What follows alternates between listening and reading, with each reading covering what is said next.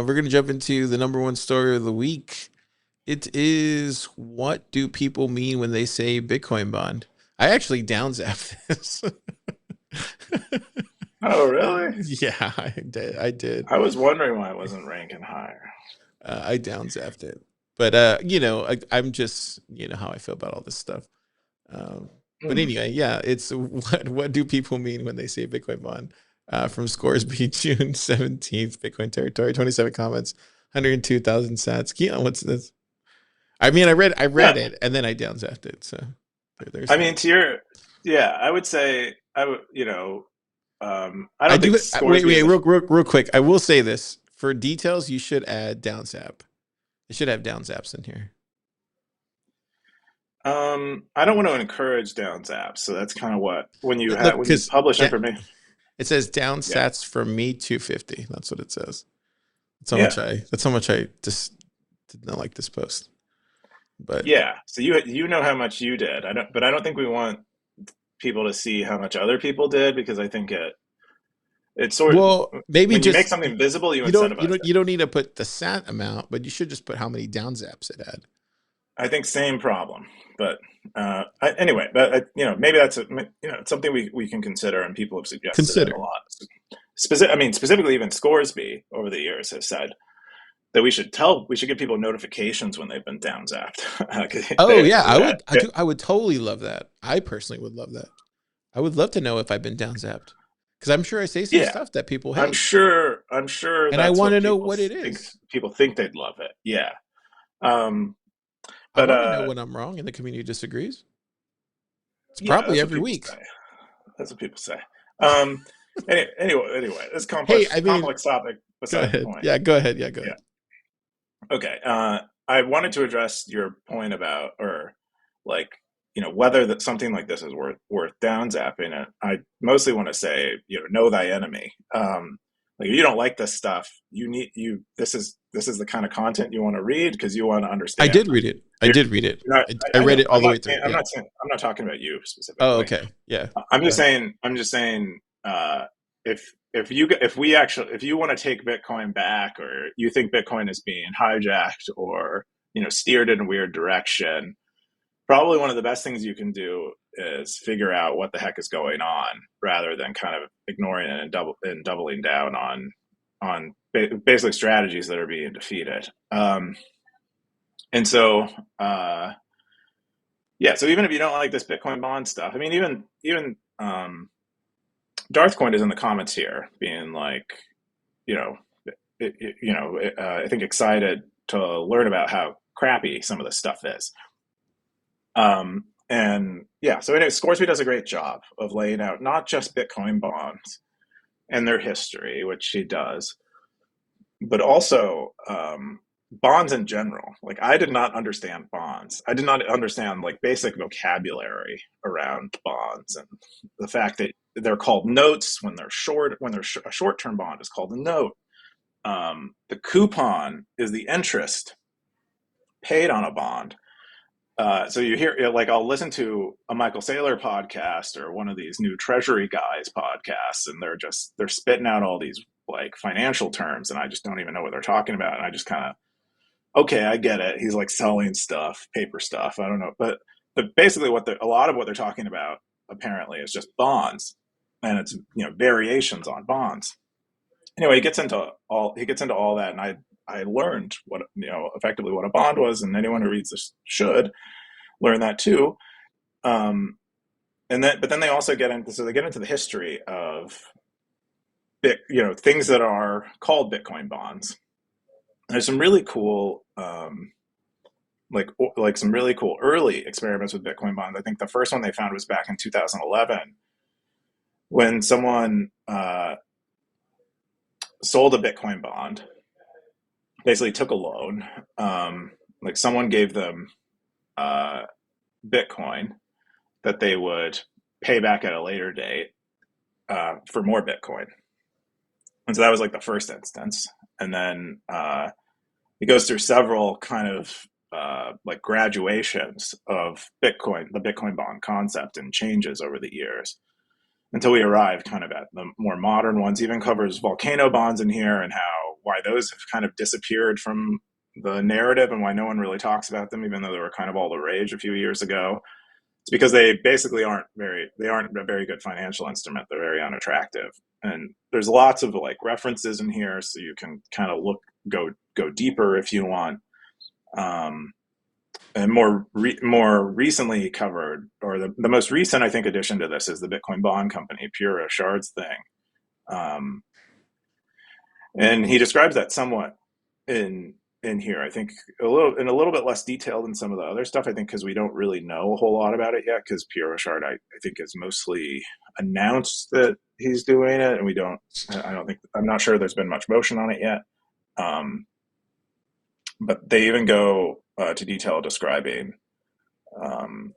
that, and basically the Bitcoin Bond Company is producing bonds that are for anyone who's buying corporate bonds, bonds that are more or less backed by the faith in a corporation, the idea that the corporation will be able to pay that bond in the future. Instead, Pierre Rochard is hoping that his Bitcoin Bond Company will back their bonds with Bitcoin, and they'll be more valuable or more trustworthy, or people have higher faith in them than they would a corporate bond. Anyway, it just, if you want to learn about bonds, and because this is kind of a thing that's going on in Bitcoin right now, probably one of the taking up most of the steam of Bitcoin's energy right now. You want to learn about this stuff and figure out why people are so interested in this. This would be a great post to start with. Yeah, Darthcoin had TLDR, it's a scam. I don't know if you saw that. I did see it. Yeah, I mean, I kind of feel, like Darthcoin. But I think, I mean, I do have a actual, an opinion on this. So I don't know if the stackers remember, there was a guy named Nick Bhatia. He came out in 2018, 2017. He used to be a professor for, I think it was USC. I don't remember exactly when. He was the first guy that I remember who actually wrote the book called Layered Money, and I remember him from the crypto space because that was when I first heard about him. But he was somebody who was a big proponent of CBDCs. I mean, everybody classifies him as a Bitcoiner now, but he was a big proponent of CBDCs, and he was a big proponent of somebody who believes that CBDCs and US dollars and bonds and all this stuff can coexist, and Bitcoin doesn't need to die, or one can coexist with the other, and all can be kumbaya. So the stackers at home, when you're listening to this, you're watching this, this is where this idea came from. The interesting thing about Nick Bhatia is he worked at the strategy trading desk before Saylor got in, and he was somebody who kind of like floated this idea. He was around a lot of this stuff. So he was somebody who probably is the godfather of this kind of, you would probably say, I don't know if we call him the godfather, but he was somebody who came up with a lot of these, at least from my own research at the time when I was covering the crypto space. He was somebody who I thought came up with a lot of these ideas around the bonds, around the stable coins, around the CBDCs, who pitched this to Bitcoiners. And it's fascinating because a lot of these guys who are the maxim, or quote unquote the maximalists that we call these days, the ones that are shot out in front at these conferences, speaking to these institutional investors, they were getting pitched this from Nick Bhatia, and lo and behold, 7 years later, this is what we get. And so I just think it's completely fascinating that he kind of psyoped a lot of these guys into believing this over the course of 7 years. And this is where I would just say for the stackers, because I'm talking to the stackers right now. They're not watching this. They don't care. Me and you, Keyan, we're so low on the totem pole that, these guys we don't matter to them. So they're not going to hear about this. But for the stackers who are watching this from at home, who are paying attention, who need a little history, um, this is where that idea came from Nick Bontia. He wrote that book Layered Money, and a lot of this information came from like 2017, 2018. So I'm not surprised that this is going on. I'm not surprised that a lot of what we see from these people nowadays are these ideas, because that guy really, I have a lot of respect for the guy. He's a very well astute man. I think you even had him for an AMA at some point in 22. If I remember, he skipped a lot of those questions at the time that the stackers who remember the same thing that I remember. If you go back to the AMA, he skipped a lot of those same questions that I'm asking now. But yeah, it's fascinating, dude. I think you have to have a very good, in Bitcoin, the longer you stay in, the more you have to remember the past and how these things start as initial kind of like, they're soft pitches. They're not really hard pitches in the beginning. It's like boiling a frog. When you get Bitcoiners accustomed to things, you have to like slowly turn up the heat. You can't like go right in and like start boiling them. With Bitcoiners, you got to go in soft. And then over the course of years, you get them accustomed to this idea. And we'll talk more about this once we get into our post. But yeah, that's all I got to say about all this stuff. Is right now we've gone past the point of getting us accustomed to this. We're already well past that, and and I think, we and you were talking about it this week. But like, Peter Thiel was right, dude. Like, he said this over a year ago or 2 years ago when he saw the ETF go through. Was I don't remember verbatim what he said, but he said that he thought Bitcoin. I don't know if you remember the quote we were talking about the other day. What did he say? Yeah, yeah.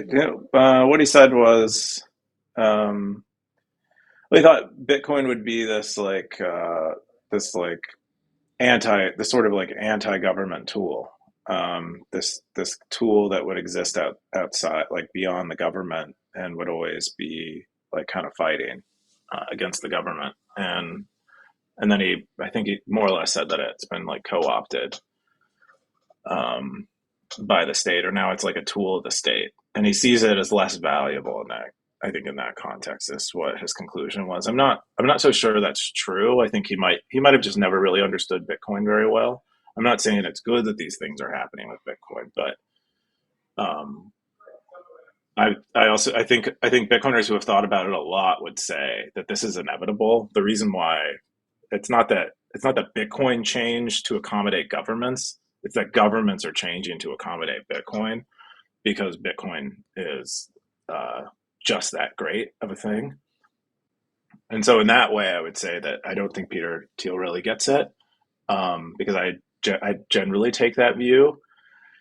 But it is, it does suggest that, uh, but that has the government being favorable to Bitcoin has an effect on Bitcoin and will affect the future of Bitcoin in ways that are probably not, in some ways, not positive, if we become complacent and reliant on the government being supportive of Bitcoin. Yeah.